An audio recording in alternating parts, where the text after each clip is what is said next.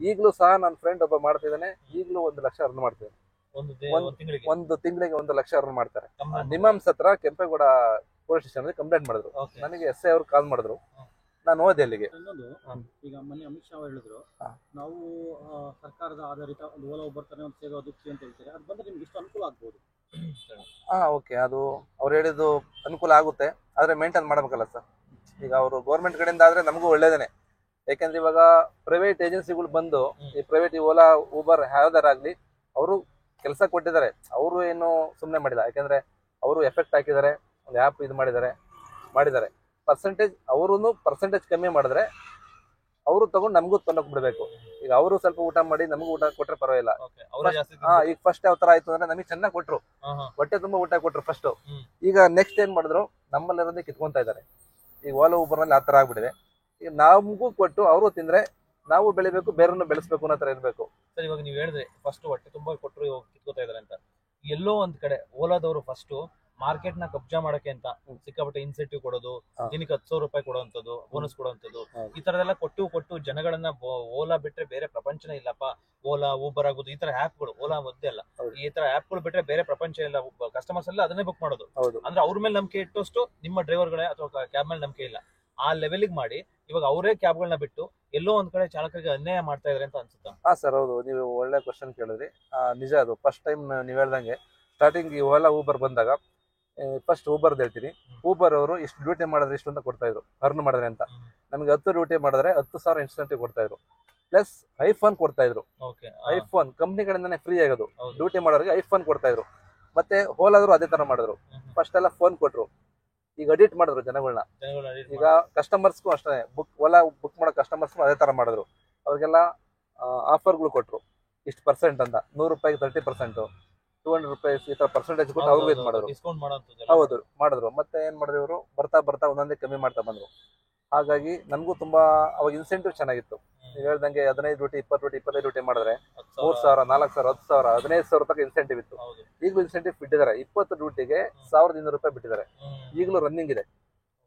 20 duty ನಾವು ಈ city traffic ನಲ್ಲಿ ನಾವು 20 ಡ್ಯೂಟಿ ಮಾಡ್ಲಿಕ್ಕೆ ಆಗುತ್ತಾ? ಅದೇ 20 ಡ್ಯೂಟಿ ಮಾಡ್ಬೇಕು ಅಂದ್ರೆ ನಾವು ಬೆಳಗಿಂದ ಸಂಜೆವರೆಗೂ ನಮ್ಮ ಮೈಯಲ್ಲಿ ರಕ್ತ ಎಲ್ಲ ಹರಿಸ್ಬೇಕಾಗುತ್ತೆ. 20 ಡ್ಯೂಟಿ ಮಾಡಕ್ ಹೋಗಲ್ಲ ಇವಾಗಿನ ಟ್ರಾಫಿಕ್ ಇದರಲ್ಲಿ. ನೀವು ಹೇಳ್ದಂಗೆ ತುಂಬಾ ಇನ್ಸೆಂಟಿವ್ ತಗೊಂಡಿದೀವಿ, ನಾನು ತಗೊಂಡಿದ್ದೀನಿ. ಆದ್ರೆ ಈಗ ಅಷ್ಟು ಇವಾಗಿನ ರೇಂಜಲ್ಲಿ ಆದ್ರೂ ಇವಾಗಿನ ಫ್ಯೂಲ್, ಡೀಸೆಲ್ ಮತ್ತೆ ನಮ್ಮ ಗಾಡಿ ಮೇಂಟೆನೆನ್ಸ್ ಲೆಕ್ಕದಲ್ಲಿ ನೋಡ್ಕೊಂಡ್ರೆ ಸ್ವಲ್ಪ ತುಂಬಾ ಚೆನ್ನಾಗಿ ಇನ್ಸೆಂಟಿವ್ಸ್ ಕೊಡೋದು ಎಲ್ಲ ಮಾಡಿದ್ರೆ ಇನ್ನೂ ತುಂಬಾ ಅನುಕೂಲ ಆಗುತ್ತೆ. ನೀವು ಹೇಳ್ದಂಗೆ ಇನ್ಸೆಂಟಿವ್ ತುಂಬಾ ತಗೊಂಡಿದ್ದಾರೆ, ಲಕ್ಷ ತಗೊಂಡಿದ್ದಾರೆ. ಒಂದು ದಿನಕ್ಕೆ 5,000 ಇನ್ಸೆಂಟಿವ್ ತಗೊಂಡಿದ್ದಾರೆ ಓಲಾದಲ್ಲೆಲ್ಲ. ನಾವು ತಗೊಂಡಿದ್ದೀವಿ, ನಮ್ಮ ಫ್ರೆಂಡ್ಸು ತಗೊಂಡಿದ್ದಾರೆ. ಇದರಿಂದ ಅನುಕೂಲನೂ ಆಗಿದೆ, ನಾವಿಲ್ಲ ಅಂತ ಹೇಳ್ತಲ್ಲ. ಇದರಿಂದ ನಾವು ಅನ್ನ ತಿಂದಿದ್ದೀವಿ, ಅನುಕೂಲನೂ ಆಗಿದೆ. 5,000 10,000 15,000 ರೂಪಾಯಿ ಇನ್ಸೆಂಟಿವ್ ತಗೊಂಡಿದ್ದಾರೆ. 1.5 2 ಲಕ್ಷ ರೂಪಾಯಿ ಅರ್ನ್ ಮಾಡಿದ್ದಾರೆ. ಈಗಲೂ ಸಹ ನನ್ನ ಫ್ರೆಂಡ್ ಒಬ್ಬ ಮಾಡ್ತಿದ್ದಾನೆ, ಈಗಲೂ 1 ಲಕ್ಷ ಅರ್ನ್ ಮಾಡ್ತಿದ್ದಾನೆ. ಒಂದು ತಿಂಗಳಿಗೆ 1 ಲಕ್ಷ ಅರ್ನ್ ಮಾಡ್ತಾರೆ. ತುಂಬಾ ಜನ ಮಾಡ್ತಾರೆ ಅನ್ನು, ಯಾಕೆಂದ್ರೆ ಅವರೆಲ್ಲ ಮನೆಗೆ ಹೋಗಲ್ಲ, ಗಾಡಿದೇ ಜೀವನ ಆಗ್ಬಿಟ್ಟಿದೆ. ಈ ತರ ಆದಾಗ ಏನಾಗ್ಬಿಡುತ್ತೆ, ನಮ್ಮ ಲೈಫಿಗೆ ನಾವೇ ಹಾಳು ಮಾಡ್ಕೊಂಡಂಗೆ ಆಗ್ಬಿಡುತ್ತೆ. ನಿದ್ದೆ ಇರಲ್ಲ, ಟೈಮ್ ಕರೆಕ್ಟಾಗಿ ಊಟ ಇರಲ್ಲ, ನಮ್ಮ ಬೇಸಿಕ್ ಥಿಂಗ್ಸ್ ಇರಲ್ಲ. ನಮಗೆ ಬೇಕಾರದೆ ನಮ್ಮ ಹೆಲ್ತಿಗೆ ಮೇನ್ ಬೇಕಾರದೆ ಅಲ್ವಾ ಊಟ ತಿಂಡಿ. ಅದನ್ನು ಬಿಟ್ಟು ಕೆಲಸ ಮಾಡೋ ತರ ಕೆಲವ್ರು ಮಾಡ್ತಾರೆ. ಈಗ ಕೆಲವರು ಕಮಿಟ್ಮೆಂಟ್ಸ್, ಫ್ಯಾಮಿಲಿ ಮೇಂಟೈನ್ ಮಾಡಬೇಕು, ಲೋನ್ ಕಟ್ಟಬೇಕು ಅನ್ನೋ ರೀತಿ ನೈಟನ್ನೇ ಹೊಡಿತಾರೆ. ಈಗೆಲ್ಲ ತುಂಬಾ ನೀವು ನೋಡ್ತೀರಾ, ಅಪಘಾತಗಳು ಆಗ್ತಾ ಇರ್ತವೆ.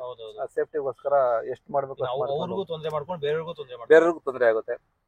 ತುಂಬಾ ಇದು ಇಷ್ಟಿದೆ ಓಲಾ ಊಬರ್. ನಿಮ್ಮ ಎಕ್ಸ್ಪೀರಿಯನ್ಸ್ ಅಲ್ಲಿ ತುಂಬಾ ವರ್ಷಗಳ ಕಾಲ ಊಬರ್ನ ಓಡಿಸಿರಾ, ಓಲಾ ಊಬರ್ ಓಡಿಸಿರಾ, ಮೀನ್ಸ್ ಟ್ಯಾಕ್ಸಿ ಓಡಿಸಿರಾ. ಇಷ್ಟು ಎಕ್ಸ್ಪೀರಿಯನ್ಸ್ ಅಲ್ಲಿ ಕಸ್ಟಮರ್ಸ್ ತುಂಬಾ ಜನ ಬರ್ತಾ ಇರ್ತಾರೆ, 100 ಜನ ಬರ್ತಾ ಇರ್ತಾರೆ. ಅದ್ರಲ್ಲಿ ಒಂದು ಬ್ಯಾಡ್ ಎಕ್ಸ್ಪೀರಿಯನ್ಸ್, ಒಬ್ಬ ಕಸ್ಟಮರ್ ಇಂದ ಏನಾದ್ರು ಇಂಥದೊಂದು ಬ್ಯಾಡ್ ಎಕ್ಸ್ಪೀರಿಯನ್ಸ್ ಆಯ್ತು ಅಥವಾ ಇಂಥದೊಂದು ಗುಡ್ ಎಕ್ಸ್ಪೀರಿಯನ್ಸ್ ಆಯ್ತು, ಆ ತರದ ಏನಾದ್ರು ಎಕ್ಸ್ಪೀರಿಯನ್ಸ್? ಬ್ಯಾಡ್ ಎಕ್ಸ್ಪೀರಿಯನ್ಸ್ ಹೇಳ್ಬಿಡ್ತೀನಿ. ಬ್ಯಾಡ್ ಎಕ್ಸ್ಪೀರಿಯನ್ಸ್ ಅಂತ ಹೇಳಿದ್ರೆ, ಈಗ ಕೆಲವರು ಏನ್ ಮಾಡ್ತಾರೆ ಅಂದ್ರೆ ತುಂಬಾ ಡ್ರಿಂಕ್ಸ್ ಮಾಡಿರ್ತಾರೆ.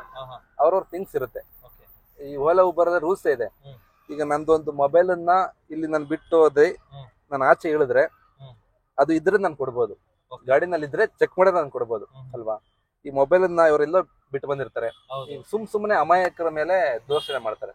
ಈ ಯಾರ್ದು ಬೇಡ, ನಂದೇ ಎಕ್ಸ್ಪೀರಿಯನ್ಸ್, ನಂದೇ ಒಂದು ಇಶ್ಯೂ ಆಗಿತ್ತು 1.5 year ಹಿಂದೆ ಬ್ಯಾಕ್. ಮೊಬೈಲ್ ಎಲ್ಲೋ ಕಳ್ಕೊಂಡಿದ್ದಾರೆ ಅವರು.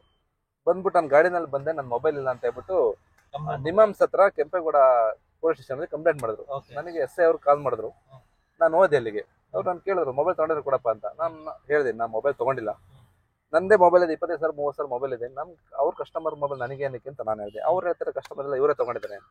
ನಾನು ಹೇಳಿದೆ, ಆ ಥರ ಇದ್ರೆ ಇವಾಗೆಲ್ಲ PMI ನಂಬರ್ ಇದೆ, ನಂಬರ್ ಹಾಕೊಂಡು ಟ್ರ್ಯಾಕಿಂಗ್ ಅಕೌಂಟ್ ಬೇಕಾದ್ರೆ ಇದು ಮಾಡ್ಕೊಡಿ ಅಂತ ನಾನು ಹೇಳಿದೆ. ಅದೊಂದು ಬ್ಯಾಡ್ ಎಕ್ಸ್ಪೀರಿಯನ್ಸ್. ಯಾಕಂದ್ರೆ ತುಂಬಾ ಕಸ್ಟಮರ್ ಹತ್ರ ಇರ್ತಾರೆ. ಈಗ ಅವರೆಲ್ಲೋ ಬೀಳ್ಸಿರ್ತಾರೆ, ಅವ್ರು ಏನೋ ಮಾಡ್ತಾರೆ, ಯಾರ ಮೇಲೂ ಕಂಪ್ಲೇಂಟ್ ಕೊಡ್ತಾರೆ.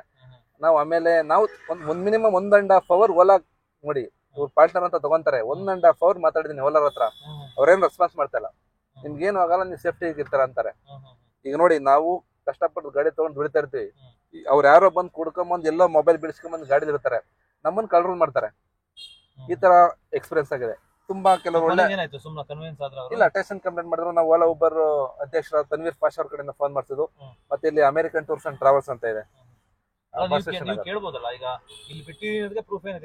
ಹೌದು, ನಾವು ಕೇಳಿದ್ರೆ ಅದನ್ನ ಹೇಳ್ತಾರೆ. ನೋಡಿ, ಪೊಲೀಸ್ ಯಾವ ತರ ಅಂದ್ರೆ ಕಂಪ್ಲೇಂಟ್ ಮಾಡಿದ್ರೆ ಅವ್ರ ಆಕ್ಷನ್ ಅವ್ರು ತಗೊಂತಾರೆ.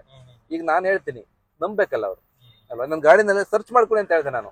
ಲಾಸ್ಟ್ ಆಪ್ಷನ್ ನನ್ಗೆ ಏನಿತ್ತು ಅಂದ್ರೆ, ಅವ್ರು ಟ್ರ್ಯಾಕಿಂಗ್ ಹಾಕೊಳ್ಳಿ, ಟ್ರ್ಯಾಕಿಂಗ್ ಹಾಕೊಂಡು ಎಲ್ಲಿರುತ್ತೋ ಟ್ರ್ಯಾಕಿಂಗ್ ಹೌದು. ಆಮೇಲೆ ಹೇಳಿದ್ನಲ್ಲ, ನಾಗರಾಜ್ ಗೌಡ್ರು ಅಂತ ಹಾಸನ್ ಅವರು, American tours centre bus station ಅವರು, ಅವ್ರ ಕಡೆಯಿಂದ ಫೋನ್ ಮಾಡಿಸಿ, ಇನ್ಸ್ಪೆಕ್ಟರ್ ಕಡೆಯಿಂದ ಫೋನ್ ಮಾಡಿಸಿ, ನಮ್ಮ ಹುಡುಗನೆ ಆ ತರ ಎಲ್ಲ ಅಂತ ಹೇಳಿ, ಆ ವ್ಯಕ್ತಿ ಎಲ್ಲ ಅಂತ ಹೇಳಿ ಅವ್ರು ಅದು ಕೊನೆಗೆ ನಮ್ಮ ನಂಬರ್ ತಗೊಂಡು ಬಿಟ್ಟು ಕಳಿಸಿದ್ದು. ನೋಡಿ, ಇದು ಒಂದು ಬೇಡ ಎಕ್ಸ್ಪೀರಿಯನ್ಸ್ ನಮಗೆ.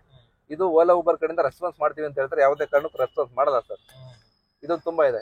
ಈಗ ನೋಡಿ, ಓಲಾ ಉಬರ್ದು ಯಾವುದೇ ತರ ಬೆಂಗಳೂರು ಆಫೀಸ್ ಇಲ್ಲ. ಮೊದ್ಲೆಲ್ಲ ಇಂದ್ರನಗರ್ ಮುರುಗೇಶ್ಪೇಟದಲ್ಲಿ ಇತ್ತು ಓಲಾ ಉಬರ್ ಆಫೀಸ್. ಈಗ ಎಲ್ಲೂ ಓಲಾ ಉಬರ್ ಆಫೀಸ್ ಇಲ್ಲ. ಎಲ್ಲ ಇವ್ರು ಏನ್ ಮಾಡಿದ್ರೆ ಥರ್ಡ್ ಪಾರ್ಟಿ ಕೊಟ್ಬಿಡಿದ್ರೆ, ಕಾಂಟ್ರಾಕ್ಟ್ ಬೇಸ್ ತರ ಕೊಟ್ಬಿಡಿದ್ದಾರೆ.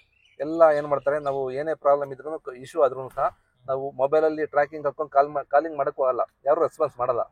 ಈಗ ಯಾವ ತರ ಮಾಡ್ಬೇಕು, ಈ ಕಸ್ಟಮರ್ಗೆ ಆದ್ರೂ ಸಹ ಯಾವ ತರ ಮಾಡ್ಬೇಕು. ಈ ಕಸ್ಟಮರ್ ಒಂದು ಮೇಲ್ ಮಾಡ್ತಾರೆ ಅನ್ಕೊಳ್ಳಿ, ನನ್ನ ಮೇಲೆ ಬ್ಯಾಡ್ ಬಿಹೇವಿಯರ್, ಏನೋ ಸ್ವಲ್ಪ ಮಿಸ್ಬಿಹೇವ್ ಮಾಡೋದಂತ ಕಂಪ್ಲೇಂಟ್ ಮಾಡ್ತಾರೆ ಅನ್ಕೊಳ್ಳಿ. ಈಗ ಎಸ್ಪೆಷಲಿ ನಾನು ಈಗ ಕೆಲಸದ ಏನಾಗುತ್ತೆ, ಲೇಡೀಸ್ ಎಲ್ಲ ಕೂತಿರ್ತಾರೆ. ಹೌದು, ಈ ನಾರ್ತ್ ಇಂಡಿಯನ್ಸ್ ಅಥವಾ ಯಾರೇ ಆಗ್ಲಿ ಕೂತಿರ್ತಾರೆ.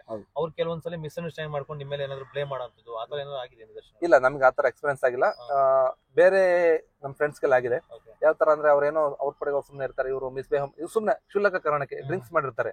ಯಾಕಂದ್ರೆ ಆಲ್ಮೋಸ್ಟ್ ಕಷ್ಟಪಟ್ಟು ಮಾಡ್ಬೇಕು ಅಂದ್ರೆ ಶನಿವಾರ, ಭಾನುವಾರ, ಸೋಮವಾರ. ಯಾಕಂದ್ರೆ almost Bengaluru life night life ಇದೆ ಸರ್. ಶುಕ್ರವಾರ ಇಂದ ಸ್ಟಾರ್ಟ್ ಆದ್ರೆ ಬಿಸ್ನೆಸ್ ನೈಟ್ 2 ಗಂಟೆ 3 ಗಂಟೆವರೆಗೂ ಇರುತ್ತೆ. ಹಾಗಾಗಿ ಕೆಲವರು ನಾವು ಇಷ್ಟಪಡ್ತೀವಿ ಅರ್ನ್ ಮಾಡಕ್ಕೆ, ಡ್ಯೂಟಿ ಮಾಡೋ. ನಮ್ಗೇನು ಅವ್ರು ಡ್ರಿಂಕ್ಸ್ ಮಾಡೋ ಅವ್ರು ಇರ್ತಾರೆ, ನಮ್ಮ ಸೇಫ್ಟಿಗೋಸ್ಕರ ಅವ್ರು ಬುಕ್ ಮಾಡ್ಕೊಂತಾರೆ, ನಾವು ಆ ತರ ಡ್ಯೂಟಿ ಮಾಡ್ತಾ ಇರ್ತೀವಿ. ಇವ್ರು ಕೆಲವರು ಡ್ರಿಂಕ್ಸ್ ಮಾಡ್ಕೊಂಡು ವಾದ ಮಾಡ್ಕೊಂಡು ಜಗಳ ಮಾಡೋದು, ಆರ್ಗ್ಯುಮೆಂಟ್ ಆಗ್ಬಿಡುತ್ತೆ. ನನಗಿಂದ ಅವ್ರಿಗೆ ಆರ್ಗ್ಯುಮೆಂಟ್ ಆದಾಗ ಏನಾಗ್ಬಿಡುತ್ತೆ, ಅತಿರೇಕಕ್ಕೆ ಹೋಗುತ್ತೆ. ಅವರು ಕುಡಿದ ಇದ್ರಲ್ಲಿ ಬೇರೆ ತರ ಕಂಪ್ಲೇಂಟ್ಸ್ ಮಾಡೋದು, ಈ ತರ ಇಶ್ಯೂಸ್ ಆಗುತ್ತೆ ಅಷ್ಟೇ. ಅದನ್ನ ಬಿಟ್ರೆ ನಮ್ಗೇನು ಆ ಥರ ಬ್ಯಾಡ್ ಎಕ್ಸ್ಪೀರಿಯನ್ಸ್ ಆಗಿಲ್ಲ.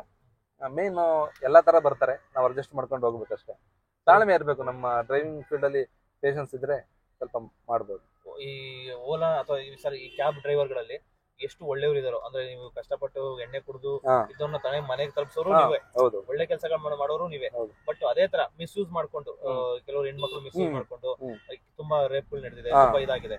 ಸೊ ಅಂತ ಡ್ರೈವರ್ಸ್ ಗಳು ಇದಾರೆ. ಸೊ ಅಂತವ್ರಿಗೆಲ್ಲ ನೀವು ಏನ್ ಹೇಳಕ್ ಇಷ್ಟಪಡ್ತೀರಾ? ಇವಾಗ ನೋಡಿ, ಎಲ್ಲಾ ಫೀಲ್ಡ್ ಅನ್ನು ಇದಾರೆ. ಯಾಕೆಂದ್ರೆ ಈಗ ಡ್ರೈವಿಂಗ್ ಫೀಲ್ಡ್ ಅಂತಲ್ಲ, ಈಗ ಒಂದು ಕೂಲಿ ಕಾರ್ಮಿಕ ಕೆಲಸ ಮಾಡ್ತಾನೆ ಅಂತಲ್ಲ, ಇಲ್ಲ IT ಫೀಲ್ಡ್ ಅಂತಲ್ಲ, ಮತ್ತೆ ಇನ್ನೊಂದು ಪ್ರತಿಯೊಂದು ನಮ್ಮ ದಿನನಿತ್ಯ ಜೀವನ ಶೈಲಿ ಎಲ್ಲಾ ತರ ಕೆಲಸ ಮಾಡ್ತಾರೆ. ಅವ್ರವರಿಗೆ ಮೈಂಡ್ ಸೆಟ್ಗೆ ಇರೋ ತರ. ಈಗ ಕೆಲವು ಡ್ರೈವರ್ಸ್ ಡ್ರಿಂಕ್ಸ್ ಮಾಡು ಗಾಡಿ ಓಡಿಸ್ತಾರೆ, ನಮ್ಗೆ ಗೊತ್ತಿರಂಗೂ ಇರ್ತಾರೆ. ಕೆಲವರು ಡ್ರಿಂಕ್ಸ್ ಮಾಡಿ ಓಡಿಸ್ತಾರೆ, ಅದು ತಪ್ಪದು. ನಾನ್ ಮಾಡಿದ್ರು ತಪ್ಪೇನೆ, ಯಾರು ಮಾಡಿದ್ರು ತಪ್ಪೇನೆ. ಅದಕ್ಕೆ ಅಂತ ಒಂದು ಫ್ರೀಡಮ್ ಇದೆ. ನೀವು ಡ್ರಿಂಕ್ಸ್ ಮಾಡಿದಾಗ ಮನೆಗೆ ಹೋಗ್ಬಿಟ್ಟು ಮಾಡ್ಬೋದು, ಹೊರಗಡೆ ಹೋಗಿ ಮಾಡ್ಬೋದು. ನಿಮ್ಮ ಜೀವನ ನಿಮ್ ಕೈಲೇ ಇರುತ್ತೆ. ಹೌದು, ಮತ್ತೆ ಕಸ್ಟಮರ್ ಜೀವನ ನಮ್ಮ ಹತ್ರ ಇರುತ್ತೆ. ಯಾಕೆ ನಮಗೂ ಫ್ಯಾಮಿಲಿ ಇರುತ್ತೆ, ನಮಗೂ ಹೆಂಡತಿ ಮಕ್ಕಳು ಇರ್ತಾರೆ, ನಾವು ಮನೆ ನೋಡು. ಅದನ್ನ ಥಿಂಕ್ ಮಾಡಿ ಎಲ್ಲಾ ಚಾಲಕರು ಸಹ ಡ್ರಿಂಕ್ಸ್ ಮಾಡ್ದಂಗೆ ಸ್ವಲ್ಪ ಜಾಗರೂಕವಾಗಿ ಗಾಡಿ ಓಡಿಸೋದು ನಮ್ಮಿದು.